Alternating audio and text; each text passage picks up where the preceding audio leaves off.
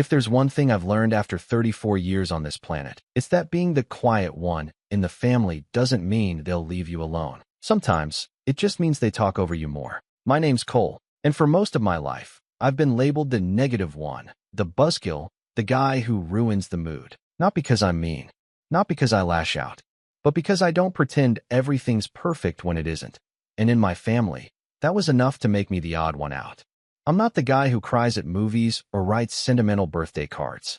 I don't fake laugh at bad jokes or squeal over engagement announcements like they're Nobel Prizes. But I show up. I try. At least, I used to. There's something soul-crushing about spending years being there for people who only see you as a problem to manage. I was the guy who fixed your phone, helped move your couch, lent you money when you forgot your wallet, but one sigh too many, one comment that maybe things weren't as rosy as they looked on the surface, and suddenly I was the toxic energy dragging everyone down. It started small, like it always does. I remember a family dinner when I was 23, a regular Sunday thing at my parents' house. My brother Ethan had just gotten back from some overpriced yoga retreat in Tulum with his wife, and he was glowing. Not figuratively. He literally had one of those LED face masks that made him look like Iron Man doing a skincare ad. Everyone was fawning over his new mindset and energy cleansing and manifesting abundance. I made a sarcastic joke about how I'd just manifested a parking ticket, and my mom put down her fork and gave me that look. The one that says, "Why do you always have to ruin the vibe?" I brushed it off. I was used to being the scapegoat. But over time, it became a pattern. Group chats would go quiet the second I chimed in. I'd hear about vacations after they happened. Birthdays I used to be invited to became smaller this year, just close family. And anytime I asked about it, I got the same rehearsed response. "We just thought you wouldn't enjoy it, Cole. You're always saying how you don't like crowds/travel/noise/small talk." Which, sure, sometimes I did. But they never asked. They just decided. And it hurt. I tried to adjust. I'd show up to gatherings, force a smile, bite my tongue when my sister Haley made another passive-aggressive remark about my loner lifestyle. I'd bring thoughtful gifts, books, handmade stuff, once even a custom wooden chess set for my dad, only to see Ethan's Bluetooth speaker or Haley's matching family pajamas get all the attention. And every time I mentioned feeling left out, I was met with condescending concern. "Maybe you need to work on your mindset," Haley once said, clutching her toddler to her chest like I might infect him with gloom. Negativity is contagious. That one stung. I didn't talk for the rest of the night. The worst part was watching how easily they rallied around each other. Ethan would host wellness weekends at his lake house. Haley planned family photo shoots in matching neutral tones. My parents called them anchors of the family. Me? I was the gray cloud, the reluctant RSVP, the guy who just needed therapy. Ironically, I was in therapy, have been for years. I just didn't turn it into a personality. But the turning point, the seed of everything that would come later, was the Christmas I didn't get invited to. It was 2021. I was living in a modest apartment downtown, nothing fancy, but it was mine. I'd bought a little tree, strung up some lights, even baked cookies using my grandma's old recipe. I texted the family chat to ask what time Christmas dinner was, and no one responded. For hours. Eventually, my dad replied with a dry, "We're doing something smaller this year. Ethan's hosting." No invite. No explanation. That night, I scrolled through Instagram and saw the photos. All of them. Haley's kids in matching sweaters. My parents smiling in front of Ethan's fireplace. Even my cousin Drew, who lived 2 states away, had made it. But not me. I wasn't even in the background of a single picture. I remember just staring at the screen, my mouth open a little, like if I looked long enough, I'd find myself there. Like maybe I was just cropped out. I didn't cry. I didn't rage. I just sat on the couch with a plate of cooling cookies and felt numb. A few days later, Haley posted a reel titled "Grateful Moments," set to soft piano music. She captioned it, "Surround yourself with people who lift you higher, dizzy, no drama. Just love and good energy." And I lost it. Not outwardly, but something inside me broke. I realized then, really realized, that no matter what I did, no matter how hard I tried to vibe with them, I'd always be the outsider. The unspoken rule was clear: don't bring the mood down. Don't talk about real things. Don't be inconvenient. So I stopped trying. I stopped texting first. I stopped sending gifts. I stopped offering help. And for the first time in my life, no one chased me. Not even a miss you. It was like I had never existed. But here's the thing. Silence gave me space. And space gave me clarity. For the first time in years, I started focusing on what I wanted. I poured myself into my work, software development for a niche logistics firm, and quietly stacked money. I picked up weekend hiking again. I deleted social media. I stopped waiting for someone to notice me missing. And then, almost 2 years later, I did something no one saw coming. I bought a cabin. A real one. In the mountains, 3 hours out from the city. Full woodwork, stone fireplace, wraparound porch, thick pine trees all around it. No cell reception. No energy circles. Just peace. I paid in full. No loans. No help. Just me and a dream I'd shelved for too long. When the sale closed, I didn't tell anyone. Not because I was hiding, but because no one had earned the right to know. But secrets don't stay buried forever. Especially not when your sister randomly spots you at a hardware store buying 12 gallons of paint and a new generator. I should have known that would lead to questions. I just didn't expect the fallout to come from Ethan. It started with a text. Just 4 words. You bought a cabin? I stared at the screen for a minute before replying. Yep. He waited a few hours, then sent a second message. Wow. Didn't think you were doing that well. Congrats. Which, coming from him, might as well have been an insult. I didn't reply. I didn't think it needed one. Then, a week later, came the real message. The one that kicked off everything. Hey, wanted to ask, any chance my family could use the cabin during winter break? Kids would love it. Just us, promise. You wouldn't even have to be there. Let me know. I stared at it for a long time. Something in me, something old and raw, started to surface. But I kept my face calm. I typed out a reply, then deleted it. Then typed it again. Eventually, I settled on one line. Sorry, it's just for people with good energy. I hit send. He blocked me the next day. But that was just the beginning. If Ethan blocking me was meant to be some kind of punishment, it didn't land. Honestly, it felt like relief. Like someone finally turned off a song that had been playing on repeat in the background of my life for too long. No more backhanded compliments. No more just trying to help lectures. No more pretending to be someone I wasn't just to keep the peace. But I should have known that peace, in my family, doesn't last.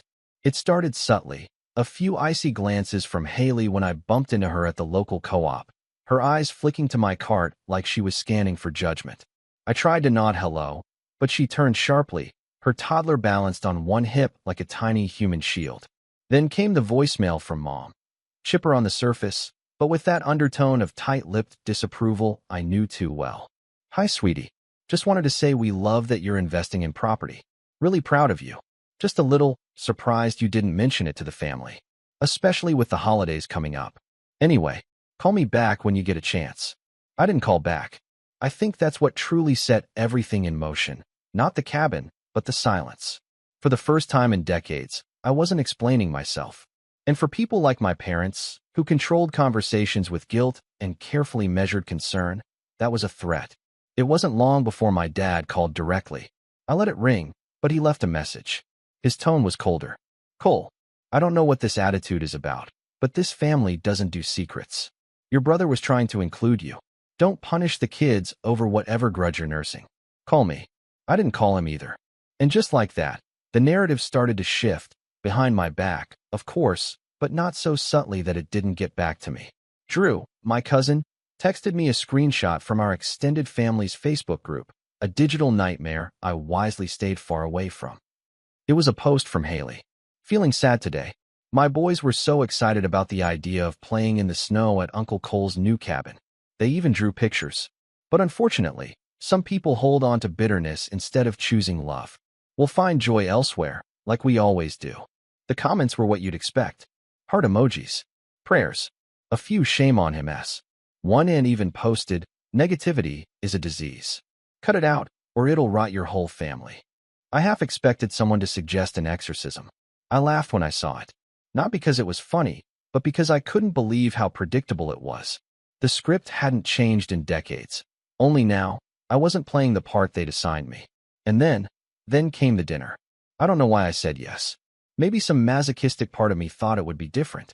Maybe I was tired of being the ghost in family photos. Or maybe, just maybe, I wanted to see how far the rabbit hole went. Whatever the reason, I agreed to join them for a pre-Christmas dinner at my parents' house. It wasn't the real Christmas, of course. That was happening at Ethan's chalet in Aspen. This was more of a leftover holiday, a consolation meal before everyone left for their actual plans. When I walked in, I knew I'd made a mistake. The room was decorated within an inch of its life. Garlands, lights, faux snow on every surface. But it wasn't festive. It was curated, like a catalog had thrown up all over the living room. Haley's kids were wearing matching cardigans that looked itchy, and Ethan's wife was sipping something green from a crystal glass and talking about the energetic residue of processed sugar. I barely made it past the threshold before my mom hugged me a little too tightly and whispered, "Try not to be so tense tonight, okay? Let's just have a nice time." That was code. I knew it. Don't mention the cabin. Don't talk about feelings. Smile. Nod. Be useful. I sat at the end of the table. Ethan was at the head. My dad poured wine like he was hosting a diplomatic summit. And then the meal began. The jabs were subtle at first. Haley talking about how hard it was to afford travel with just one income, glancing at me as if my entire existence was some kind of insult. Ethan mentioning how some people find peace through community, not isolation. Even my mom got in on it, asking Ethan, loudly, if he'd brought his famous gluten-free stuffing, because God knows not everyone here knows how to cook. It was like being pecked to death by ducks. But I stayed quiet. I smiled. I passed dishes. I told Haley's daughter I liked her glittery hair clip, even though I could see her mom's eyes narrow when I spoke to her. I didn't rise to it. I didn't push back. Until dessert. We were halfway through some vegan pie abomination when my dad raised a glass and said, "To family, the ones who show up, who support each other, who don't hold grudges." And everyone raised their glasses. Except me. I sat perfectly still. Then I placed my fork down, gently, deliberately, and asked, "Is that really a toast, or just a passive-aggressive performance?" The silence was instant. Like someone had hit mute on the whole room. Ethan cleared his throat. "It's a reminder, Cole. For the kids. That family is about love. Right?" I said, turning to him. "Like how you loved me so much, you asked to use a place you didn't help build, didn't ask nicely for, and blocked me when I said no." His jaw clenched. "I blocked you because you were being petty." I raised an eyebrow. "Petty is asking for access to something you didn't even congratulate me on." Mom jumped in. "Okay, that's enough. We're not doing this here." Haley muttered something under her breath. I didn't catch it, but her husband laughed. That smarmy kind of laugh that always makes you want to throw something. So I stood up. Slowly. My hands were steady, but my heart was hammering. Not with rage. With clarity. "I'm going to go," I said. "Not because I'm angry. Because I'm tired. Tired of pretending this isn't exactly what it looks like." My dad started to speak, but I cut him off. "You didn't invite me to Christmas 2 years in a row. You talk about my energy like I'm a contaminant. You turn my decision, my right, to say no into some kind of moral failure. And now you want to sit here and toast a family." I shook my head. "No thanks." I walked to the door, grabbed my coat. Just as I was reaching for the handle, Ethan spoke up. "You think money makes you better than us now?" I turned. He was standing too, red-faced, his hand still wrapped around his wine glass. "No," I said. "I think boundaries make me free from you." And I left. The fallout started the next day. I didn't hear from anyone, not for days. And when I did, it wasn't direct. It was digital. A new post from Haley. "Sometimes people show their true colors when you say no. We taught our kids that love means sharing. Others taught them love is conditional. Guess who they'll grow up to be?" Again, the comments lit up. Family members I hadn't seen in years weighed in. I was selfish. I was ungrateful. I was emotionally stunted. One uncle wrote, "Shame to see Cole isolate himself. He used to be such a sweet kid." That one hit harder than I expected. Because I was a sweet kid. I just stopped being sweet when sweetness got me trampled. But the real betrayal, the one that snapped something inside me for good, came a few weeks later. I was up at the cabin, finally finishing some insulation work in the back room, when I got an email from a local property rental site. A confirmation for a booking request, submitted under my name. I blinked. Then read it again. It was Ethan's wife's email. She'd tried to book my cabin for a full week over winter break using my old Gmail address, pretending to be me, listing herself as a trusted family friend. I froze. Then I checked the security cam app I'd installed on the front porch. There they were. Ethan, his wife, their 2 kids, standing at the base of my private road, looking up toward the cabin, trying to figure out why the gate wouldn't open. I stared at the footage. My hand tightened around my phone. My pulse was calm, too calm. And in that moment, something inside me shifted. They hadn't just disrespected my boundaries. They'd tried to violate them. That was the moment I knew. This wasn't about being the bigger person anymore. This was about making sure they never tried it again. I didn't call the police. I didn't text Ethan. I didn't march down the hill with a camera in hand ready to film some dramatic confrontation like one of those grainy TikToks where the caption reads, "Entitled brother tries to steal my cabin." No, I stood in my cabin, in complete silence, watching the security footage as Ethan stood at my locked gate in a Patagonia jacket, arms spread like he was the one being wronged. His wife was tapping at her phone, squinting at the keypad like it was malfunctioning, and the kids were already tossing snow at each other, assuming they'd be building snowmen on my porch within the hour. I remember taking a deep breath, and then another, and then I walked over to the fireplace, stirred the logs a little, and sat down with my laptop. Because I wasn't about to just react. I was going to think. See, people like Ethan, and honestly, most of my family, thrive on emotion. That's how they manipulate you. They wait until you explode so they can point at you and say, "See, you're the problem." That had been the pattern my whole life. I'd bottle things up, try to be mature, try to not make a scene, until I couldn't anymore. And when I finally snapped, they got to play the calm ones. The rational ones. The ones just trying to keep the peace. Not this time. This time, I was going to outlast them. But first, I had to deal with what that moment actually felt like. I won't lie, I didn't sleep well that night. My mind kept going in circles. Not just about the trespassing attempt, but everything. The years of being the outcast.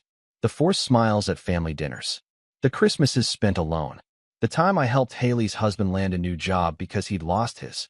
And then 3 months later, she posted a meme about how toxic people disguise themselves as helpful. It all came rushing back. And for a little while, just a few days, I broke. I skipped meals. Didn't shower.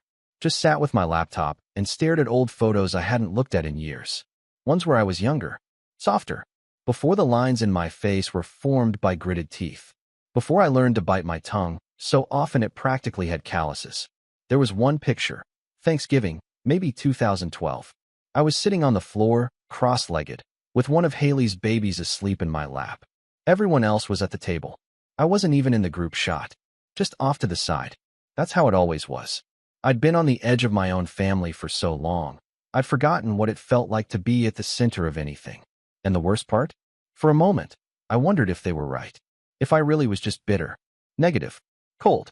I sat with that thought for too long. Until one night, I heard the snow hit the windows in slow, rhythmic waves, thick, heavy flakes blanketing everything. And I stood up, walked outside barefoot, and just stood in it. The cold slapped me awake. The wind bit through my skin. But for some reason, I started laughing. Not loudly, not manically, just that soft, half-broken laugh you let out when something clicks. Because I realized something. I had a cabin I built. I wasn't the loser they made me out to be. I wasn't some drifting sad case who needed saving. I had a life, one I made with my own hands. A home in the woods. A career I loved. Friends, real ones, even if they weren't blood. And peace, glorious, deafening, soul-filling peace, which they tried to take from me. They hadn't rejected me because I was broken. They rejected me because I stopped playing the game. That night was the turning point. The next morning, I made coffee, turned on some jazz, and started to rebuild. Not just my routines. Myself. I updated all my passwords. Strengthened the gate lock system. Installed 2 more security cameras. One angled at the private trail up the hill, another over the side deck. I booked a meeting with a lawyer in town, just to go over what would count as unlawful entry versus attempted trespassing. I didn't plan to press charges, not yet. But I wanted to be prepared. I also contacted the rental site where Ethan's wife had tried to impersonate me and submitted a fraud report. I attached the security footage. Their support team was surprisingly responsive. The account linked to her email was suspended within 48 hours. Then I went one step further. I bought the domain mymountaincabin.com and turned it into a private, invite-only booking system for close friends. Not to make money, just to have something that looked official, professional, with rules, policies, and, best of all, terms and conditions that included a firm no exceptions for family members not explicitly authorized in writing. But this wasn't just about protecting the cabin. I started journaling again. I know, sounds cliché, but there was something powerful about waking up, brewing a cup of coffee, and writing down what I really felt. No filter, no pretending. I wrote about my childhood, how I used to wait by the window for my dad to get home and hope he'd ask me to toss the football around, only for him to step right past me and call for Ethan. I wrote about the time Haley cried at Thanksgiving and said I'd ruined everything because I'd made a comment about missing Grandma. I wrote about the nights I sat alone in my apartment on my birthday while everyone else went out to dinner for Ethan's promotion. I wrote it all. And then one night, I set fire to those pages in the cabin's wood stove, watched them curl into ash, felt a weight lift. Around that time, something else changed. I started working with clients directly. No more middleman agencies. I built my own small consulting arm. Just me, a portfolio, and referrals. The extra income wasn't flashy, but it gave me more control, more time, more freedom to spend weekends at the cabin or disappear into the woods for hours without checking my phone. I'd get texts from people in town. Hey, are you still doing that software stuff? Or you helped my cousin's small business. Can I hire you? It wasn't loud success. It was quiet, steady, real. And as the weeks turned into months, something wild happened. I started laughing again. Really laughing. At podcasts. At old movies. At dumb memes from friends who actually liked me. One Saturday afternoon, I found myself in a thrift shop in a nearby mountain town, flipping through old records, when the shop owner, a woman in her 50s with bright blue hair and a voice like honey, said, "You've got a peaceful energy about you." I blinked. Me? She nodded. "You'd be surprised how many people come in here, all frayed. You're not. You're grounded." That stuck with me, because I'd spent so long being told I was the opposite. Grounded. Me. The man who once sat in silence while his entire family laughed at jokes he wasn't in on. The man who once thought being alone meant being unwanted. Now, I chose solitude. I built it, and I guarded it like it mattered, because it did. But even in my peace, I knew the storm wasn't over. Because people like Ethan don't just walk away. They regroup, they reframe, and they come back. And when they did, I was ready.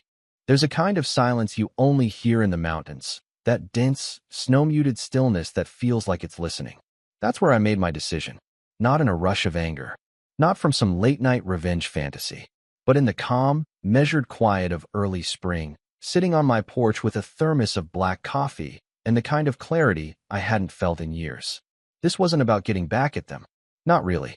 Revenge, for me, wasn't a fire. It was a blueprint.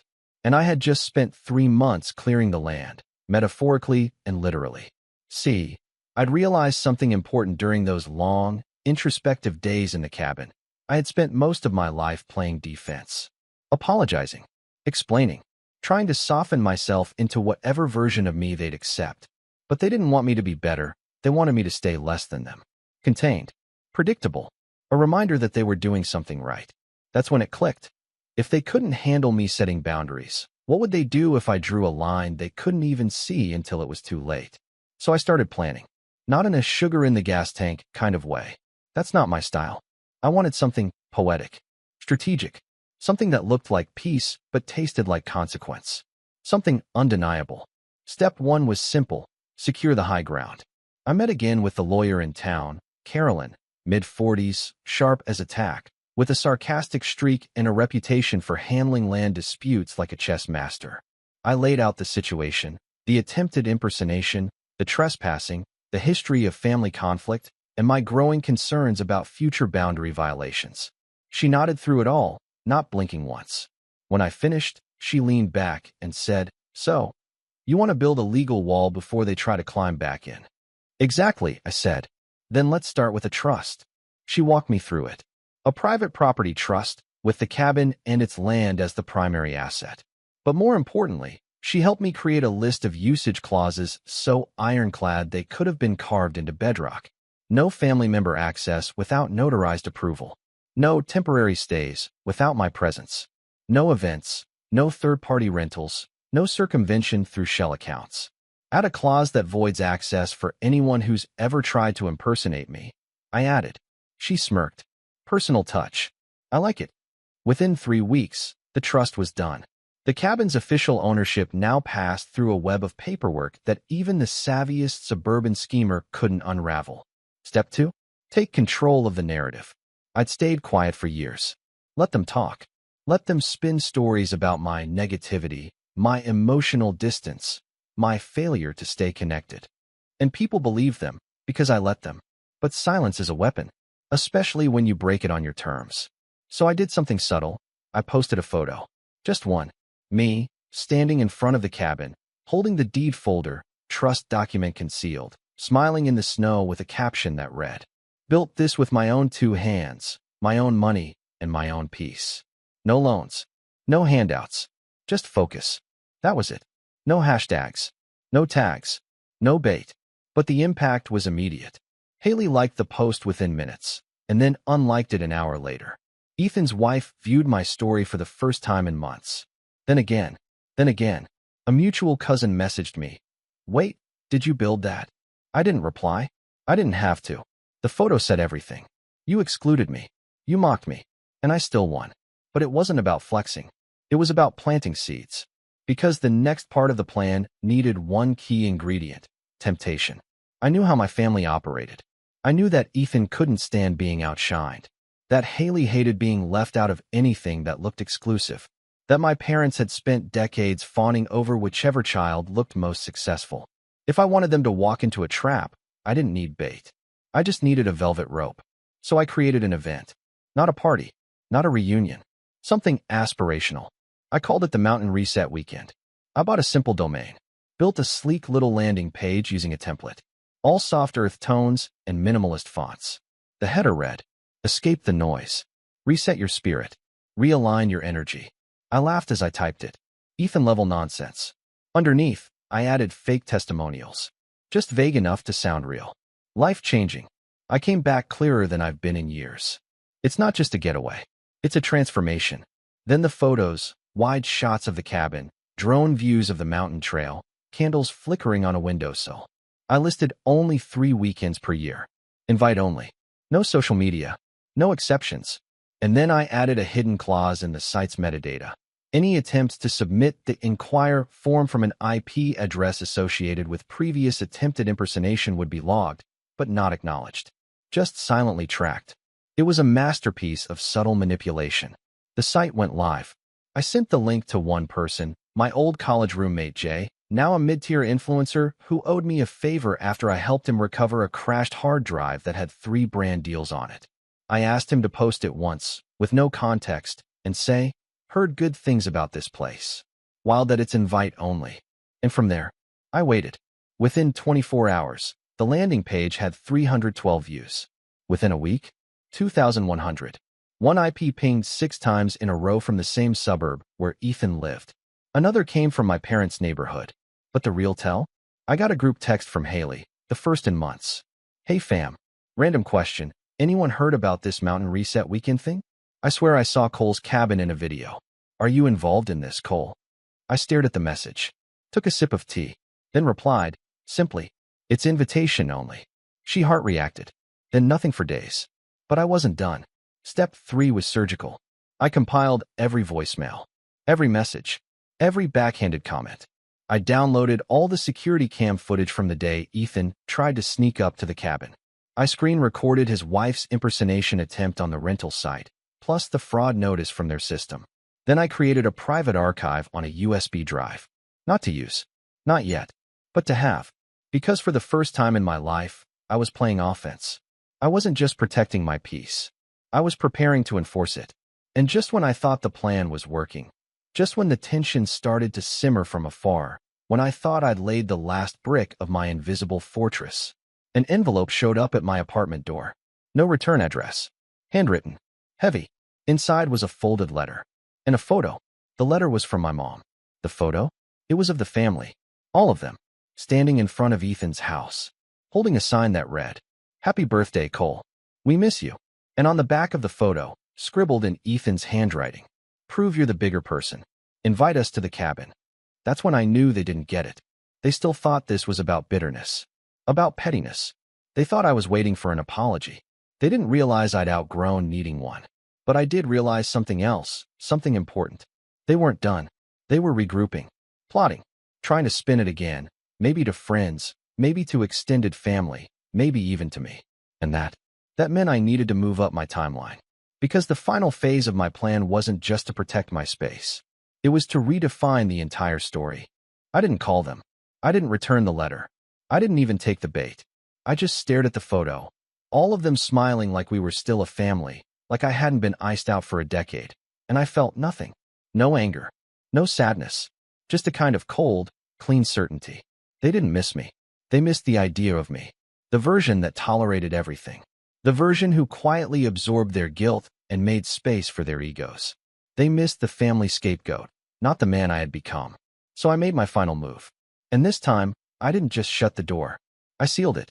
The idea came to me that night, as I sat by the fireplace and flipped through my journal. A line I had written weeks earlier jumped out at me. They only miss you when they need something. And that's when I decided to give them something. But not what they expected. I waited exactly 2 weeks, just long enough for curiosity to turn into confusion. Then I sent a group email to my immediate family, subject line, access to the cabin, final notice. I knew they'd open it. The words access and final in the same sentence were like candy to people who hated being excluded. The body of the email read, "Hi all. I've received multiple inquiries regarding the cabin, as well as requests for involvement in the Mountain Reset weekend. Given the level of interest and past misunderstandings, I've decided to clarify everything in one place. As of today, the property is legally housed under a trust with explicit clauses regarding access. No family member, immediate or extended, will be granted entry, use, or promotional involvement unless otherwise authorized in a legal contract reviewed by counsel. Furthermore, any attempts to misrepresent identity, submit bookings under false pretenses, or access the property through informal channels will be treated as a violation of civil trespassing law and reported accordingly. This is not punitive. This is protective. I wish you all well. Cole." I sent it. Then I waited. And right on cue, the storm rolled in. First came the passive-aggressive replies. "Haley, wow. Okay. Didn't realize we needed a lawyer to spend time with our brother. My mother. We always wanted you to feel included, honey. But this tone is really disappointing. My father, ever the diplomat. Don't make permanent decisions based on temporary feelings. You're better than this." And Ethan? He didn't reply. He just posted a vague Instagram story of him sipping wine on his deck with the caption, "Energy always reveals character." That one made me laugh out loud. Because while they were still stuck in optics, I was about to move into action. The first domino fell quietly. I mailed a package to Carolyn, my lawyer, with all the documents I'd compiled, screenshots, voicemails, impersonation attempts, the cabin security footage, and a notarized affidavit outlining the timeline of events. She'd already prepped the trust to be airtight, but this gave her something extra. A formal cease and desist letter addressed jointly to Ethan and his wife, citing impersonation and attempted fraud, wrapped in the velvet language of protecting our client's right to property and privacy. It wasn't a lawsuit. Not yet. But it was enough to scare them. 2 days later, I got a flurry of texts from Haley. "Cole, what the hell is this letter Ethan got? Are you seriously trying to sue us? What happened to family?" I didn't reply. She followed up again. "Please don't do this. It was a mistake. You're being cruel." "No, I thought. I was being clear." And then I played my ace. Remember that USB archive I'd created? I had one more plan for it. I didn't want to go scorched earth, but I wanted the truth out there. And not just to my family. To the people who'd quietly taken their side, who'd nodded along at holidays when I wasn't there, who'd told mutual friends that I distanced myself because I was sensitive. So I reached out to my cousin Drew. Drew and I hadn't been close, but he was fair, neutral. He worked in digital media and had always been a little removed from the main family drama. We caught up occasionally, and he'd been the one to send me that Facebook screenshot of Haley's smear post months ago. So I called him. "Hey Drew," I said, "I want to show you something. Off the record." He hesitated. "This about the cabin stuff?" "Sort of, but it's bigger than that." I sent him a zip file with a sanitized version of the archive, redacted personal data, no legal threats, just the facts. The texts, the footage, the impersonation, the timeline.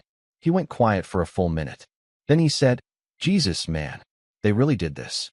I just said, people don't believe stories until they see them.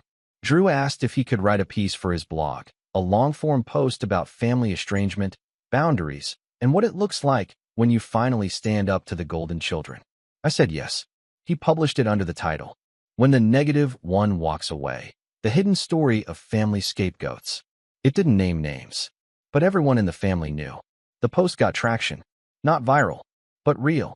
And slowly, quietly, people started reaching out to me. An uncle I hadn't spoken to in years messaged. Didn't know half of that. Sorry I never asked your side. A former family friend. I used to think you were just distant. Now I get it. Even my old Sunday school teacher emailed me. Good for you, Cole. We always saw how left out you were. Proud of the man you've become. I didn't need the validation, but it helped close the loop. And then came the final fallout. I heard through the grapevine that Ethan's wife's social media accounts went private after a few comments accused her of using someone else's identity to get a vacation. Haley deleted the post about people who choose bitterness. No apology. Just gone. My parents? They sent one last email, a joint one. We don't know who you've become, but we miss the version of you who still believed in family. If you ever decide to come back, the door is open. Until then, we'll be here. I didn't reply. Instead, I printed it, folded it, tucked it into the wall of the cabin behind a support beam. A reminder, that version of me, he's not coming back. Last week, I hosted my first real mountain reset weekend. Just 4 people, all close friends. We hiked. We cooked over fire. We journaled in silence. We shared stories under starlight. Not one person asked for Wi-Fi. And as I stood on the porch that final night, watching the moonlight turn the pines silver, one of my friends asked, "Do you ever regret it? Cutting them off like that?"